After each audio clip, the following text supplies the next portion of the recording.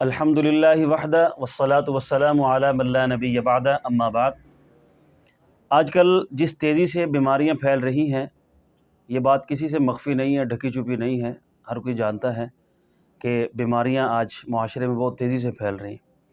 تو ایسی صورتحال میں ہمارے لیے ضروری ہے کہ ہم ان دعاؤں کا اہتمام کریں جو حدیث پاک میں حضور صلی اللہ علیہ وسلم آپ سے وارد ہوئی ہیں۔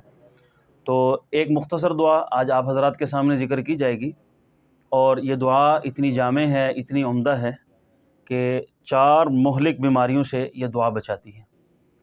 وہ 4 مہلک بیماریاں کون سی ہیں؟ ایک تو ہے بیماری جذام، جسے کوڑ کا مرض کہتے ہیں۔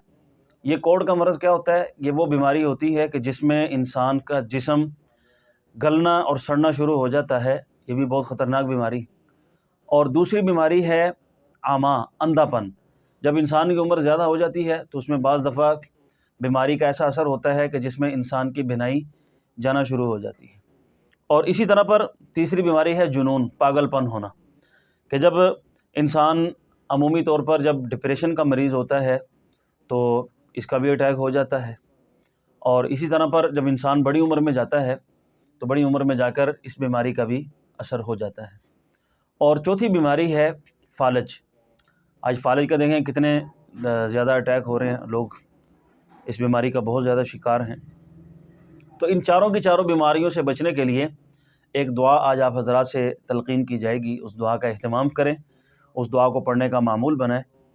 تو حضرت عبداللہ بن عباس رضی اللہ تعالیٰ عنہما صحابی رسول ہیں، فرماتے ہیں کہ ہم حضور صلی اللہ علیہ وسلم کے پاس تھے کہ آپ کے پاس ایک بڑی عمر کے صاحب تشریف لائے، جو بوڑھے تھے، بڑی عمر کے تھے اور ضعیف بھی بہت تھے۔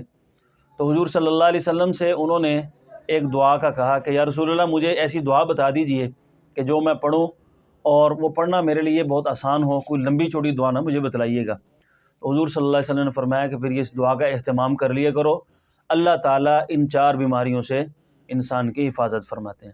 دعا بہت آسان ہے، تو آپ اس دعا کا اہتمام کریں۔ وہ دعا ہے سبحان اللہ العظیم وبحمدہ ولا حول ولا قوۃ الا باللہ۔ تو یہ دعا پڑھنی کب ہے؟ صبح فجر کی نماز سے فارغ ہونے کے بعد، کسی سے بات کیے بغیر اپنی جگہ پر بیٹھ کر 3 دفعہ یہ دعا کہنی ہے۔ تو اس دعا کا اہتمام کریں، اللہ تعالیٰ ان بیماریوں سے حفاظت فرمائیں گے۔ اللہ تعالیٰ ہم سب مسلمانوں کی تمام کے تمام بیماریوں سے اللہ تعالیٰ حفاظت فرمائے۔ وآخر دعوانا الحمدللہ رب العالمین۔